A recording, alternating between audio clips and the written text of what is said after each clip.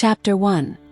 The Dawn of a Civilization before 3100 BCE. Egypt was born along the banks of the Nile River, where small groups of hunters and gatherers discovered that the black soil left by the river after its floods was fertile.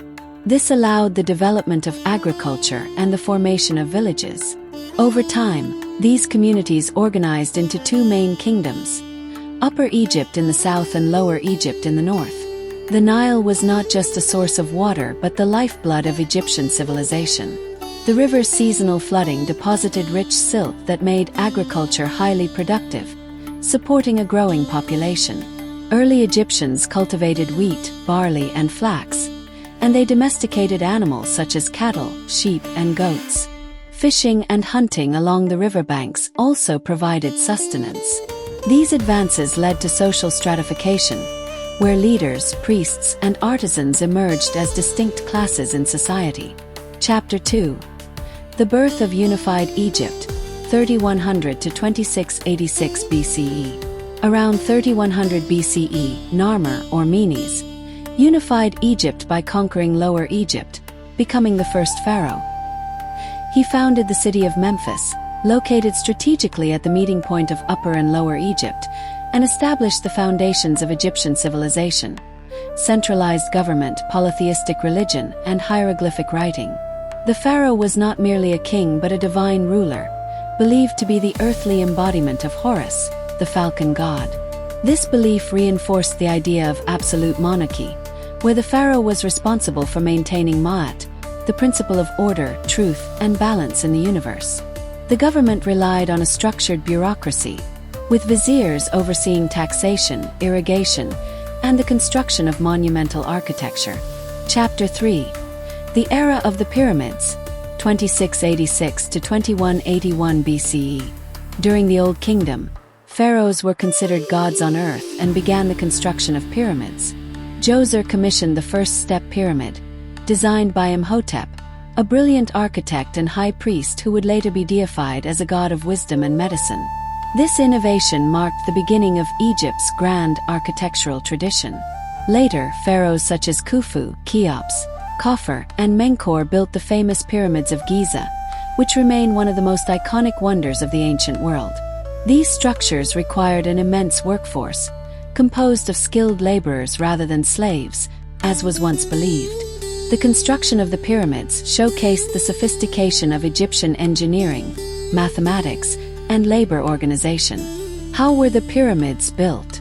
The construction of the pyramids was a massive undertaking that required meticulous planning and organization. The process included several key steps: quarrying and transporting stones. The limestone blocks used for construction were quarried locally, while the finest white limestone for the outer casing was transported from Tura, and granite for the inner chambers was brought from Aswan.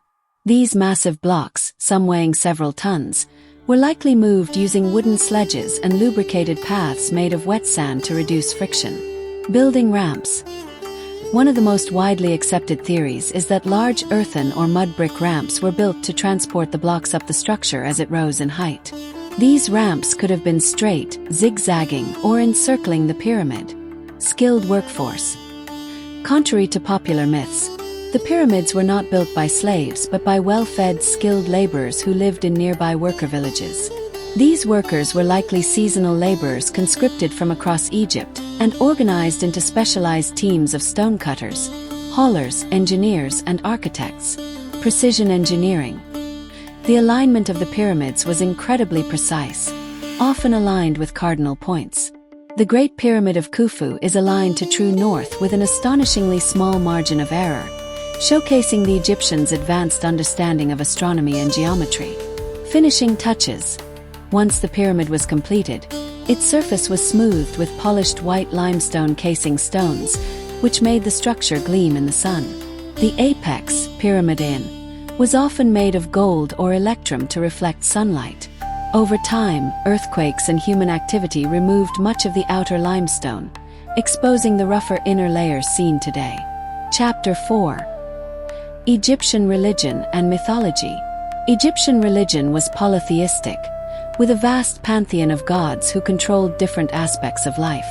Some of the most important deities included Ra, the sun god, believed to travel across the sky in a celestial boat. Osiris, the god of the afterlife, who was resurrected by his wife, Isis, after being killed by his brother Set. Horus, the falcon-headed god of kingship, often associated with the living pharaoh. Anubis, the jackal-headed god of mummification and the protector of the dead. Temples were centers of worship, economic activity, and political power. The Karnak temple complex and the Temple of Luxor remain some of the most significant religious structures of ancient Egypt. Chapter 5. Daily life in ancient Egypt. Egyptians lived in houses made of mud brick, with wealthier families enjoying larger homes with gardens. The diet was rich in bread, beer, vegetables, and fish, with meat reserved for special occasions. Clothing was simple, often made from linen, and adorned with jewelry for the affluent. Society was hierarchical. Pharaoh, considered a god-king. Nobles and priests managed temples and government. Scribes, the educated elite who recorded information. Farmers and laborers, the majority of the population, responsible for agriculture and construction. Chapter 6. The height of the empire, 1550 to 1070 BCE. The New Kingdom was Egypt's most expansive and glorious period. Hatshepsut, the most powerful female pharaoh, promoted trade and temple construction, leading expeditions to the land of Punt. Thutmose III expanded Egypt to its greatest territorial extent. Akhenaten attempted to impose monotheism, worshipping Aten, the sun disk. Tutankhamun became famous due to the discovery of his tomb in the 20th century. Ramses II fought the Hittites in the Battle of Kadesh and built monumental temples. Chapter 7. The decline and foreign conquests. Egypt faced invasions from the Libyans, Sea Peoples, and Assyrians, leading to periods of instability. The Persians conquered Egypt in 525 BCE, followed by Alexander the Great in 332 BCE, marking the beginning of the Hellenistic period. Under Ptolemaic rule, Egypt became a center of Greek culture and learning, home to the legendary Library of Alexandria.